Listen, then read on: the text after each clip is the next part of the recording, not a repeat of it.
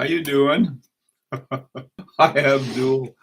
As usual, I forgot my set up my special microphone, which I think will come off a little better. Uh, so hang on a second. Hi, Mr. Valju.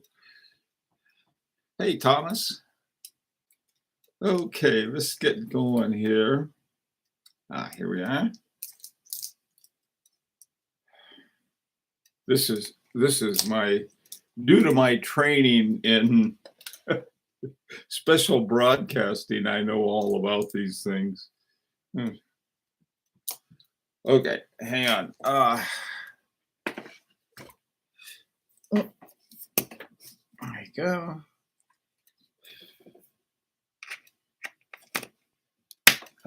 There we are. Okay, put on my mic. Hi, Patrick. Of the Essence. Good morning, Steve. How are you? Okay. Now, is the sound okay? Hi, Big Sal. Sound all right? Can you hear me okay? And is the picture okay? Boy, this thing. Okay, see if you guys, anybody identify this watch? Good. Hey, Rancher, how you doing, man? Okay. What I wanted to talk about today, because next month they're going to be having the Frank Mueller. No, it's not. Daniel Roth. Thomas, way to go. Now, do you know which Daniel Roth it is? I'll see if I can give it a little better hint here. Remember, it's upside down because of I can't do that. Hi, Andre. How are you? All right. Well, let me just sort of give you a little background on this.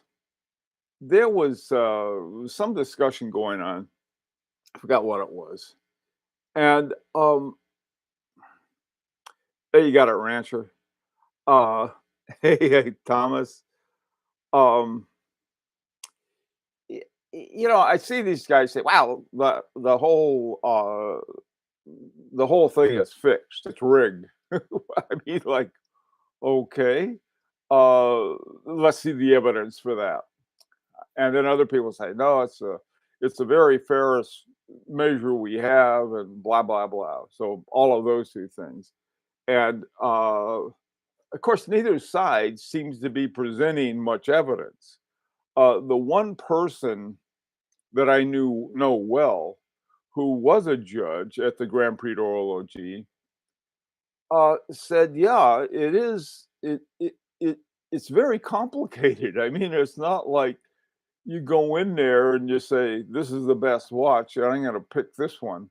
You have to do it in the context of the other ones that were admitted. I mean, that submitted in 2007." Rolex submitted two watches. They didn't even make it to the nomination stage.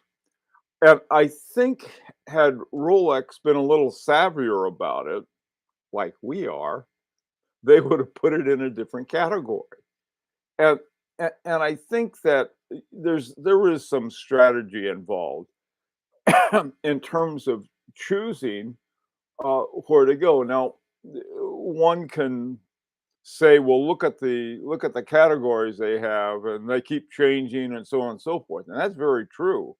And I think the reason that's happening, every time they set up categories, somebody says, "Oh, that's not right. Those are the wrong categories." And some of them right now, just looking at them, I would agree.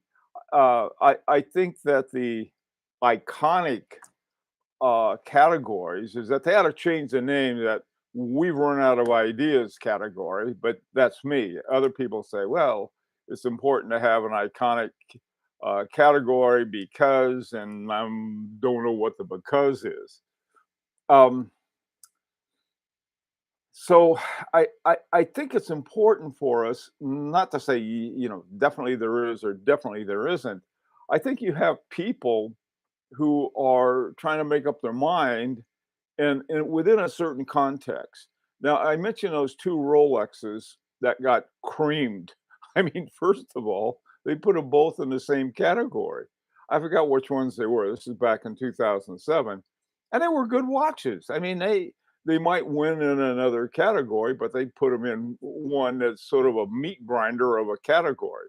For example, if you put your watch in a category that the men's category, I mean, that's you might as well run it into a mountain, 'cause, for a number of reasons. First of all, there are lots of watches. For some reason, a lot of, watchmakers say, "Well, I'm gonna win the men's category because that's gonna sell more watches," or some other dumb reason like that. Or, "I'm gonna show you guys," and they usually get showing themselves.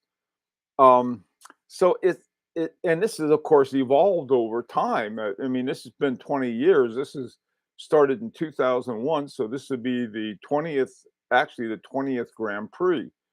And and if you look at all kinds of things have changed during that period. Now, if if you say, well, what about the ones that have won? How come more Japanese watches haven't won? How come more German watches haven't won? Well, if you look at them in terms of the numbers submitted, they haven't done badly, really. Uh, Something happened. It was sort of like for a while, everything Longa did won. I mean, he did one, one, one, one, and all of a sudden one year that they quit winning, and then they haven't even been they got like, "Well, wow, we were supposed to win and we didn't." And they took their ball and went home with it. The same thing happened with it, FP Journe. FP Journe has more wins of the Grand Prix, um, what's it called? The Aiguille d'Or, the Grand Prize, the golden needle or the golden hand. So, these are the kinds of things is that, all right, so, here you have a very complex thing, and if your watch, didn't win, too bad. A lot of watches that I've liked and I thought should have won didn't, but that doesn't mean it was corrupt. That was means people were looking at something and I was looking at something else. Or it could mean it's corrupt. I don't know which one. I mean, like if I win, if the ones I pick win, then it's fair. If the ones that I don't pick lose, then it's corrupt. That's crazy. I mean, this is some of the mentality that some of these jokers have. They got absolutely no evidence that anything is untoward about it. They simply start spooling out assumptions. So let's talk about that. All right, let's see what we got here. Hi, Tim. How you doing? Junior. Hi, Junior. Uh, Tariq. Hi, Tariq. Let me see. Neferon, you gotta do it. Junior, the rancher. Chrono 24 has a premier retrograde with uh bracket and steel. Oh boy.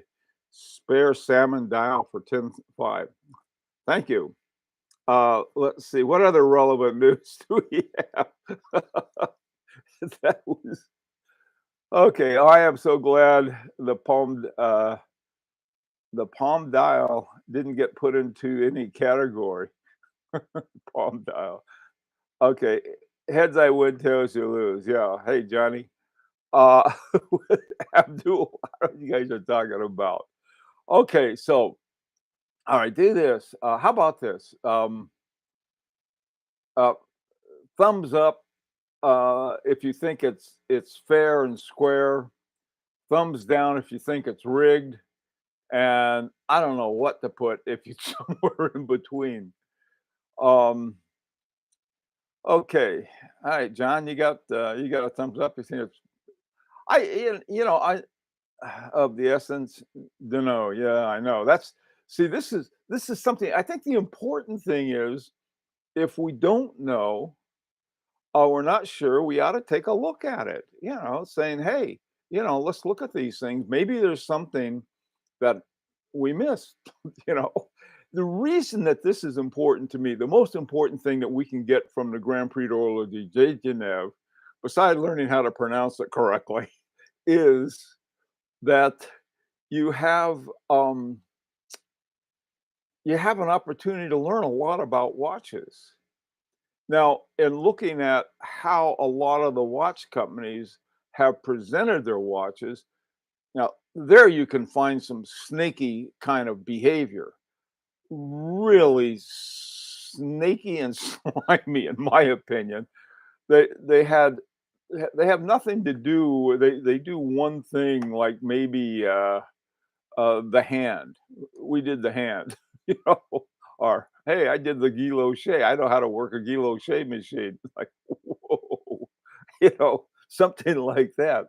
And they act as though by implication they made the movement, they invented all kinds of cool things, and they go trotting it off. If I were a judge and I started seeing some of this kind of baloney, first of all, if you enter a watch and you take a look at the judges, you realize these guys know something about watches, and so your you know, horse and pony show, they're gonna see right through it.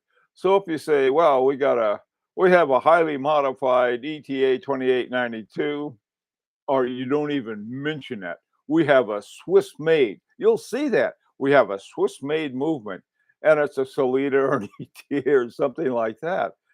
Um, I think this is what they ought to crack down on and say, "Look, you guys, here's what we need to know. We need to know the base of the movement you're using, who made it, uh, if any modifications, what modifications were done, who did it, and everything about it. Who made the blasted thing." Now, I say this, I say this from the point of view of a collector. I mean, if we're gonna get a watch, we need to know about it, and one of the biggest games in Switzerland is obfuscating what's in the watch. Mr. Valjew, I love that.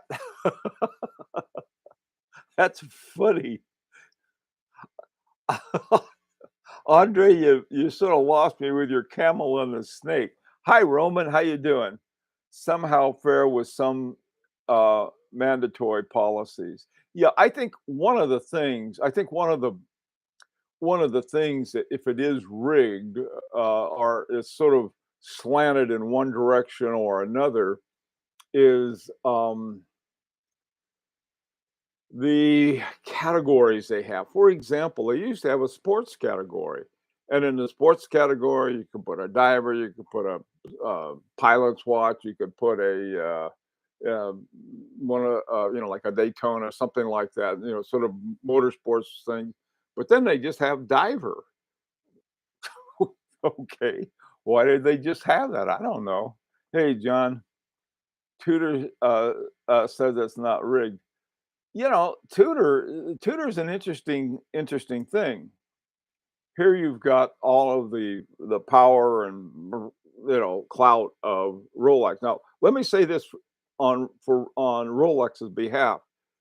Even though they got their clocks cleaned back in 2007, they took it on the chin, so to speak, and they have supported the Grand Prix from day one. They've always supported it.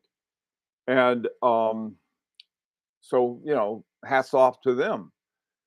Even though they figure, okay, if we enter this thing and lose consistently, either that or put it in one of the lower categories, is it really worth it? Here we got you got Rolex plastered all over the place, and it's probably the best known watch in the world, and they make more money than anybody else. Do they need the Grand Prix? Um, yeah, the answer is no. I don't think they need it, so why bother? Do other companies need it? They need it for all kinds of reasons. I think that individual watchmakers, they do need it for recognition. Other ones don't. It's sort of interesting. I was going through the other day and seeing how many watches with movements or modifications by Agenor were in it. Just tons of them. Had, you know, in 2007, they gave Jean-Marc Viderec an award for being the best watchmaker, period. And that was the first time they gave the award. And you don't hear anything more from Agenor or Jean-Marc Viderec until some watches started came out with the Augengraph movement. And who knows about Singer watches or Fabergé watches, both of which had that. And then just this was it this year or last year that H. Moser had one. I think they won the chronograph prize with an interestingly modified um, Agengraph. But H. Moser does all of its own movements, and they sell a boatload of their Strawman hairsprings to other watch companies who, of course, don't mention it. Okay, let's see. Entry should only be allowed once. Oh, that's an interesting point, John. Here's they have a time element, okay, between the time that the watch was first introduced and when it was and when it can be entered. Okay, so it's got to be started beforehand before here, which is at the top, and then but after such a thing. So here you have an area that you can enter your watch in. And so what happens is that when you see, didn't I just see that watch in there? What happens? They give it a different paint job or something, they put fins on it. And that's it. And I gotta tell you, once that happened, when FP Journe first introduced the resonance, the chronomet resonance back in, I don't know, 2002 or three, sometime there, didn't even make a ripple. And then when they came out with what I call the parking meter um, uh, dial on it, it won. And so it's a funny kind of thing. The same watch entered at different times. Now, granted, the resonance watch is a little more in a paint job, but not a lot more. It had the same movement, but certain things were different about it. Hi, EPRFA. Okay, let's see. Interest should only be allowed once. John, if by that you mean before they give them new paint job, I have a feeling that the same Tudor Black Bay has won several times. They just tweaked it one way or the other. Okay, let's see. Tudor's a good watch. Yeah, there are a lot of good watches in there. Yeah, I agree. Tudor's a good watch. Um, to be honest, how privy are we to the world of the judges? It feels like one secret society. How are the judges nominated? Why don't they do a blend of insiders and outsiders viewed together? Well, I tell you, Mr. Valju, they do. All you got to do is read about the judges. They had just yesterday, I think. Who's the guy? One of the guys at Govberg came out. I think it was one of the Govbergs, the younger Govberg. He was became a juror, and they have. I think the Grand Prix d'Horlogerie de Genève, the membership has grown too. I mean, significantly, and I think that will perhaps broaden it out a little. If you look at the countries of origin, it is overwhelmingly Swiss. That's one thing I do know.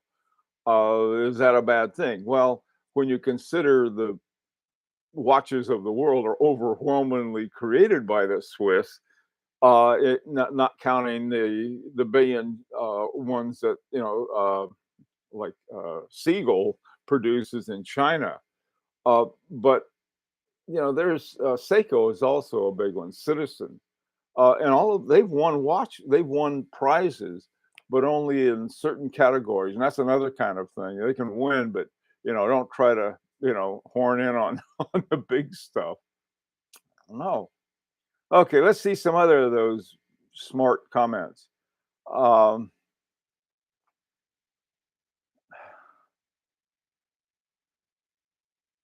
okay, no appreciation shown to the actual movement watchmakers. Often not, and that's one thing.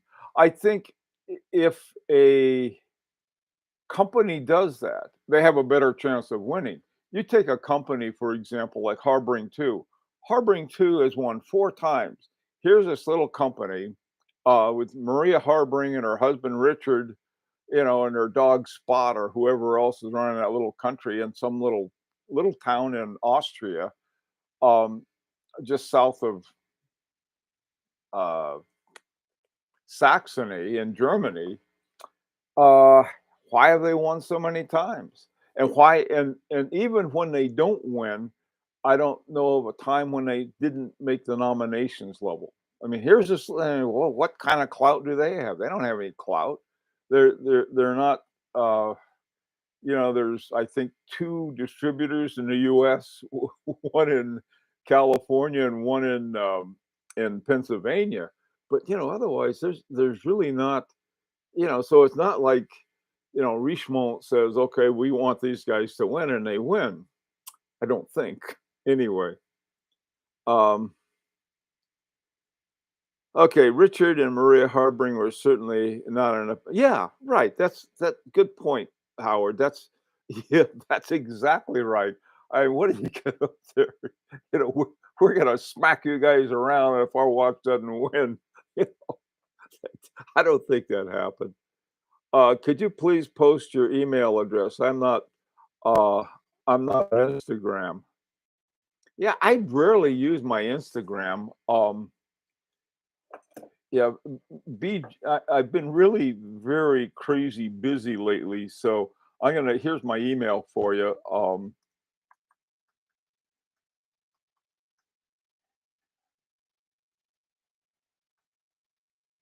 So if you got an email you want to send me, make it an important one. Even better, one I respond to a lot quicker is the PM on Facebook. Okay. If you go to the High Horology Lounge and you want to send me a message, boom. You can just do it with a PM and I'll get back to you pretty quick. For some reason you can't do that, you can use this email and Bob's your uncle. Okay, so let's hear some more about. Could you please? Okay, you got that. Of essence, is there a clear point system? E.g., 10 points for aesthetics, 10 for movement. Probably not. I think a lot of times I would like to see something like that. Unfortunately, I'm overly familiar with the scales they use, and at some point you got to say I like this one better than that one. Um, Most of the scales are nominal. I don't care what they say; they're nominal. Period. And so they say, well, they could, I suppose, make it more toward ratio scales if they said, oh, it's the number of jewels. Oh, this kills me. The number of jewels. So what? What does that have? Customs uses that, which is really interesting. So if you got a watch with a low number of jewels, even though it's made out of you know it's got all kinds of other things in it that are far more valuable. They'll hit you up for more or less. You ought to see the on a number of things on customs shipping them, at least in the U.S. I've come to know that they have a special squad in FedEx, and I got their names. Who deals with that? And so if I ever get a watch and it says, "Hold up, we got a problem here," I know exactly the person who to contact, and I tell her, I say, "What do you want me to do?" I don't start screaming saying, "I want my watch." That doesn't help. I don't tell her that I know a lawyer. A lot of good that would do. But the thing of it is that that's one of the things they count. How many jewels you got? Well, all of the jewels, with the exception of the diamond, uh, is a man-made rubies. Those little things and stuff. There was a really neat little discussion of that Marco Lang had. Marco Lang showed how he had to have different size and different depths rubies and things. Really cool on that, but they're man-made. They're not exactly, the ones that you can get on a Seagull, or there's. I don't know if they're any better or worse, but they're all, they boil them up in a microwave or something. Um, Judging should be done on a points basis, just as they judge the concours d'elegance. Boy, Roger, have you ever heard Roger 5446? Raj 5446. My brother was used to live in Carmel and was always used to go to all of the Concords, the elegance that they had there. We have one here in Connecticut too. I got to remember that. Uh, but all of those things, that how do you know, giving something a number, how do you put a value on that number that is any more or less arbitrary than a good description? It may help organize things, so I do agree with that. Mr. Valju, why rubies versus diamonds? Well, there are different kinds of diamonds. The ones that they have in the old Marco Lang and Heim watches, and I think they also still have them in Marco Lang watches. They have a diamond that goes on top of the balance shaft, and those are mine diamonds. Those are ones you got to dig out of the ground. Uh, and whereas there are other ones that are used in different places that are what, silicon or something like that. Um, Diamonds that are not the same thing.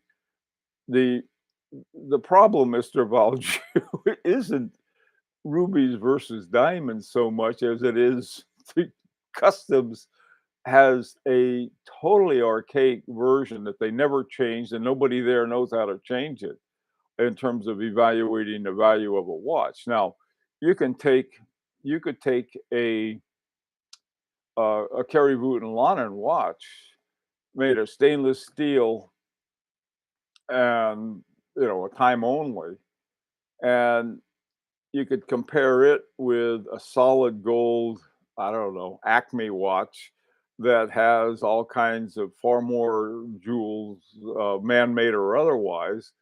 Uh, and the Kerry Wooten Lannen, for all of us know, is going to be worth a lot more. Same with an FP Journe, same with all of these other watches that have better quality elements to it. But the customs people have to have something that they can count. That's why they count the diamonds. Counting's easy, judging is very hard. Same way they do in the Olympics and gymnastics. Yeah, gymnastics, though, you have a measurable distance. This guy jumped X amount of feet, or they don't use feet, meters, are so high, are so fast, and things like that. So you have a different kind of thing, and it's very hard to do. I think, take a look at the Oscars, the Academy Awards. I don't know how they do those, but people are screaming all the time that they're rigged somehow. Maybe the studios are, influencing the judges. I have no idea.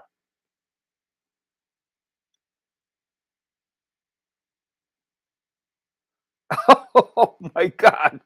Oh, yes. Somebody made their ashes into Christmas ornaments. Oh, you know, I think his ex-spouse hung him from the tree too. Customs in 1970s had 2 books on applied taxes, now about 25, hard to apply. Yeah, if you go and you look at the customs, what they have for watches, at least in the United States, not a lot. Like, we're talking about 1.5%. I think if you have a watch shipped to the US, have it just right. Have write the numbers. for some reason, you get hit more on stainless steel watches than you do on gold ones. Go figure, right? I think it had to do with the stainless steel watches that used to be made in bulk here in the United States, and so they figured, well, that's going to be our market, and the gold ones we don't care about because we don't sell that many. And so as a result, and this is something like 50, 70 years ago, a long time ago, and I know about long time ago. So this is the kind of thing I think that I'm sure that every group, by the way, too, that there's a different group of judges saying, okay, you're in the petite aiguille group, you're in the jewelry group, and so forth, and you're in the men's group or one of the other groups, and they're the ones that make decisions. Now, they could use numbers or anything else they want to apply to it. Um, and there may be some other kind of numbering system that they came up with. But see, depending on the numbering system, if you give more weight to one feature than another, then that's going to change the outcome. For example, if you give more weight to, let's say, the dial geoshe than you do the movement, then the geoshe is going to play in a more important role. But right now, they have the movement is considered to be the most important element of it, especially if it's one that's done manufactured by the person of the watch company. Here's 19% plus plus. So always calculate 25% of the price from outside the EU. Yeah. Oh man. You guys, yeah, the VAT over there, and I know that's rough. I think England, uh, even now, now that they're not in the EU, I think some of them are regretting that move. Others perhaps not. But now they've got if they want to buy a watch from Germany, for example. The interesting thing is that Switzerland's not in the EU, and I think they have about a 9% tariff, whereas the EU has a 20% one. So does England.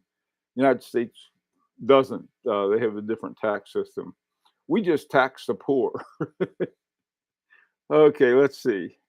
Uh, time is, Bill. Do they actually have standard? You just mentioned movement counting for more. This is a question that, if you take a look at the criteria that they have, they may not. Um, I don't know.